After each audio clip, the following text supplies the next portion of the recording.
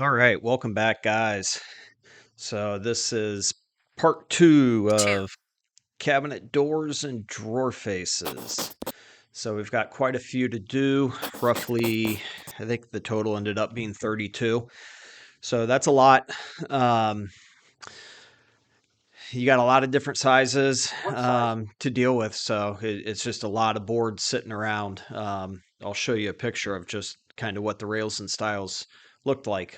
So prior to assembly. There was just a lot of them. But anyway, here we are on our track saw. We are cutting down the paneling to put the drawers. Whoa, whoa! We must be in the evening here, drinking beer. All right, watching some IU basketball. That tells me that this is going to be slow going here. Let's see, what's the best way to speed this thing up? Video editing. Man, I wish I could video edit my day. Go that fast. So I'm doing a quick dry fit here, guys. I just want to make sure that all of our joints are pretty close so it reduces the amount of sanding that we have to do. Most of them are marked really well, and really we don't have any changes, but I did have some extra boards um, that I kind of had to. I had some scrap pieces I needed to use to fill in, so they didn't mark up perfect. So you kind of lose track of those when you see all those boards that we have. So anyway, here's a door going in, and this is the process. So you just have the panel, you throw it in the style, and the style is going to be the long part. So the easiest way to kind of remember it is the style is vertical, and the rails, kind of like a railroad track, go sideways, I guess. Um, so yeah, so now we're squaring it up, which is really important to do. And the other thing that's important to do here is to clamp your door faces down. So you'll get a little bit of squeeze out here from the glue, wipe it down, get to the other side, clamp it down, and let it sit. And after you, Drinking and driving bad, jamming and driving good. amen to that, amen to that. So after you let it sit, you only need to let it sit for about 15 or 20 minutes, and that glue will be good enough to uh, to free up your clamps. I mean, you only have so many clamps, or at least I do, that you need to free up some of those clamps so you can keep working. It'll take a day or so for the actual door to be hardened up where it can be good to go.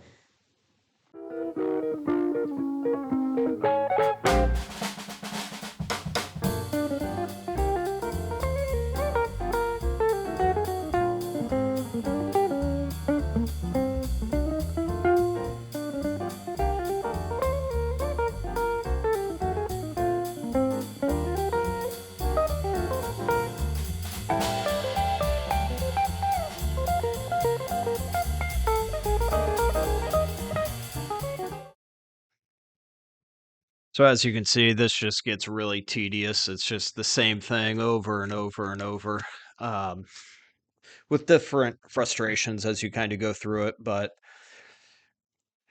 if you do a good job of all your milling and working on the router, then everything really does go together well. But it's a lot of doors, it's a lot of clamping, it's a lot of glue, and none of it's really hard. It's really time consuming. So this, I don't know how many hours I had in this. This is at least, I don't even know. It You just keep working on it and keep working on it.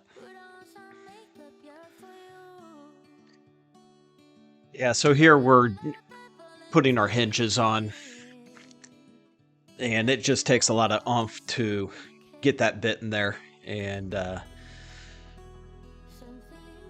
mark them. You see how much torque goes into the door, and it's twisting. Don't do it. No. This guy. I am so embarrassed for him. And I am him. It's ridiculous. Yeah, why don't you work on that beer belly there, big guy? Anywho.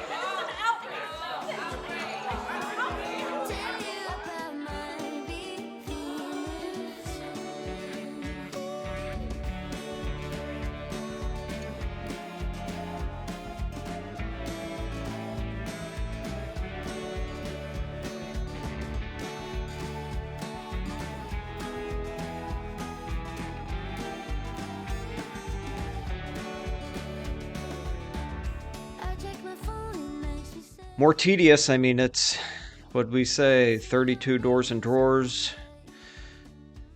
How do the doors? I don't know. A lot of holes, and then going back. You'll see here in a minute. Yep, right there. Putting the soft close hinges in, and then I've got a centering bit to pre-drill. And so what I did is on not all the doors, but on most of the doors, I took over and set just to make sure that everything was good before we ended up going through priming and painting. So nothing would be worse than getting it done, and I'm glad I did. So you see here, these are the doors, and I already knew this was a problem. I had actually made these doors for 3/4 inch soft close hinges, and I had nothing but 1/2 inch. So I just took roughly a little more, probably 3/16 of an inch off each side to of all 4 sides on 8 doors. But that way I could use the hinges. That was going to be a lot easier than having to go get 3/4 inch soft close hinges. So that's what we did here. So a cut on the sled.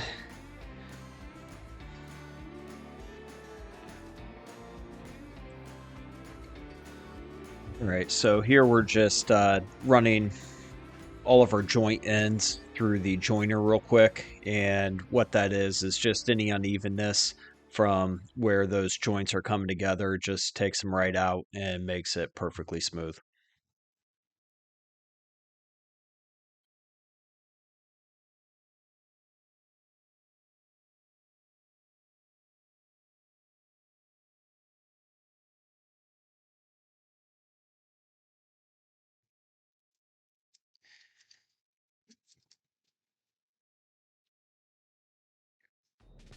And now we sand and sand and sand.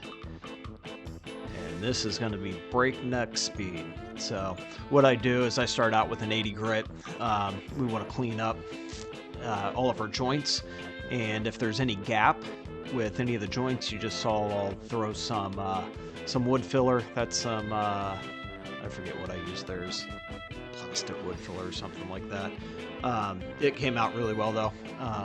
So yeah, I'll use an 80 grit and then go back with a 120 and then a 150. Because these are going to be painted, after you prime it, what will end up happening is you get once that water from the primer goes on the wood, it raises the grain of the wood, and so what you have to do, you're going to have to sand again. So that there's no need to go with a 220 grit at that point. So sanding and sanding and sanding.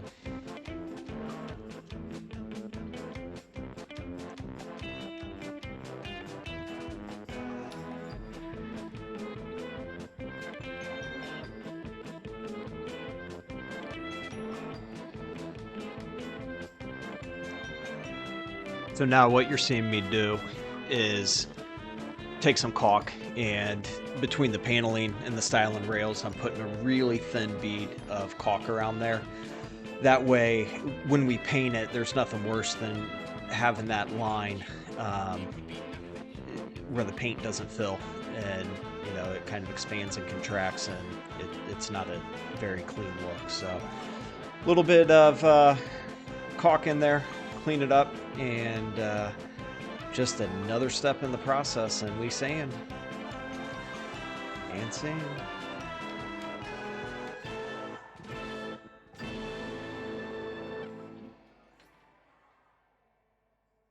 No. Oh, man!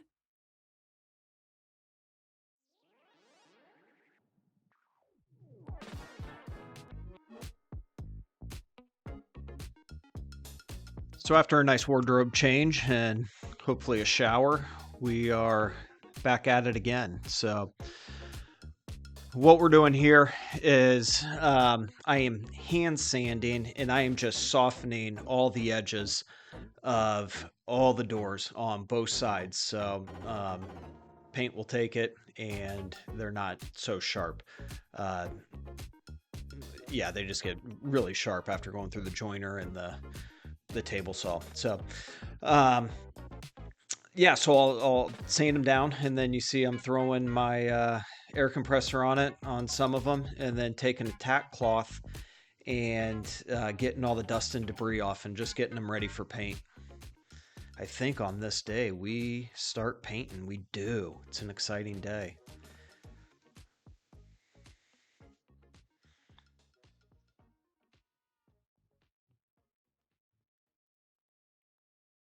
Is this wet?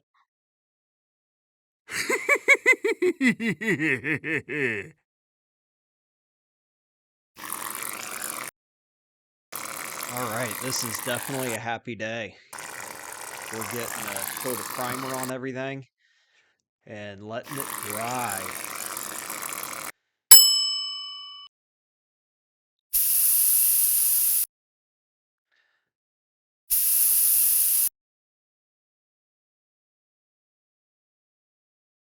There was a little bit of a learning curve on this. This is a brand new, this was a Christmas gift to myself.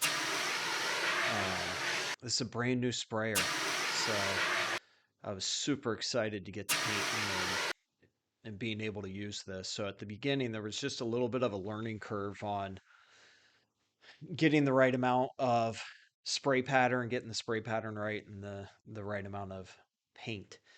And then I got better as I went. And I got to tell you, I was super happy with how the doors came out.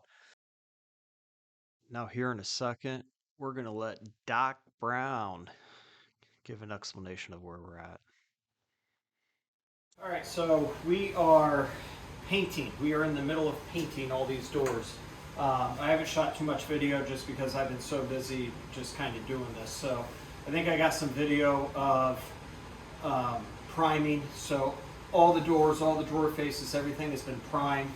Almost everything has been sanded again. After you prime, it will raise the grain of the wood anytime you bring that moisture in. So you'll have to lightly hit it with sandpaper again. So I did all that. So a key thing, if you want a quality finish on your doors, anything that you paint that you end up sanding, is you need to go over it with a tack cloth. And that was something I just forever until I actually learned about this and how to do it properly. You know, I just wipe it down and, you know, blow on it and that'd be good enough. Well, it's not good enough because you get those small particles in there. So a tack cloth is just a sticky cloth that you could buy at the hardware store. I don't know, like 10 of them are like $6 or something, but they're nice to have handy and they're quite sticky and they last a while. I mean, this one's shredded. I've used this a ton. And then I have a new one. So I go over it with this old one first, and then I go over it with the newer one. And I will pull this up here. Maybe you can see that. If you can see that, there's white residue on it, and that is just picking up the paint that was on there. So it's always good to wipe it down to get all that off. And in fact, after I sanded this, I wiped it down, or I used the air compressor hose and blew it down, and then lightly wiped it down. And now I'm going back with the tack cloth again, going over it and cleaning it up.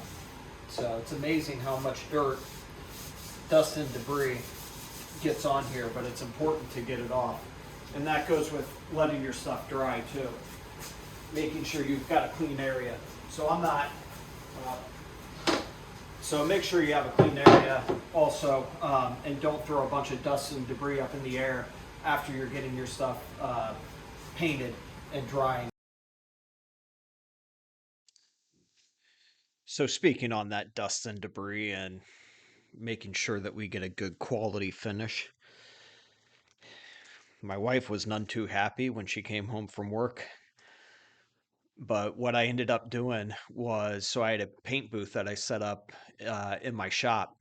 Uh, And so, anyways, what I ended up doing was taking every single door and drawer face inside my house and setting them up on my island and my kitchen table and my front entry, and having them, sit on little paint stands just to make sure that I didn't get any dust and debris from my shop to go on that finished coat. Um, she was none too happy. Yeah, she wasn't too bad, but um, I'm glad I did. I just you want to make sure the job's done right.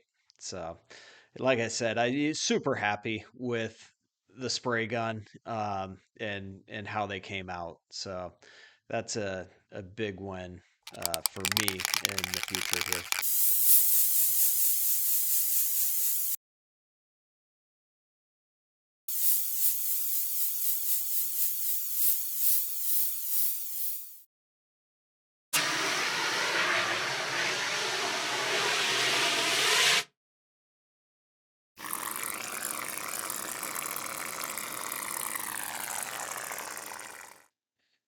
So as you can see, it's a lot of repetitive work. I'm not going to say it's mindless work because it's not.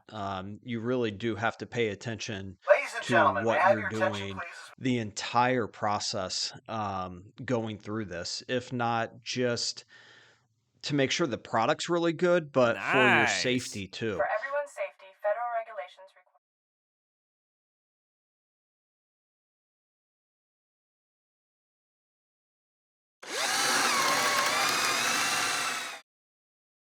So anyway, it's not mindless activity. You have to pay attention throughout the entire process. This is kind of mindless, honestly, but yeah, the rest of it you just got to pay attention. So this was a happy moment putting the soft close hinges on, and then I took them over right after this and set them over at Tyler's house.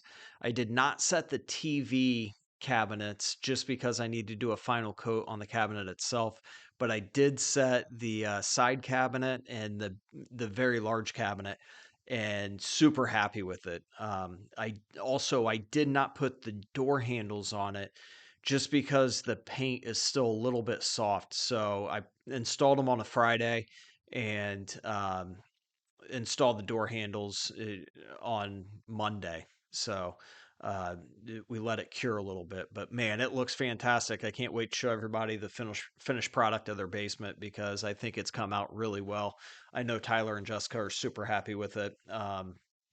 It's just taken me a lot longer than I imagined it would, and that's frustrating for me, and it's probably frustrating for them too. But you can't sacrifice quality for time, so or at least I don't. So that's my mantra to my customers right from the outset. So thanks for watching, guys. I'll have better quality videos as we go forward. This is not the best quality, and I apologize for that, but I will. I'm getting better. So appreciate it. Thanks, guys.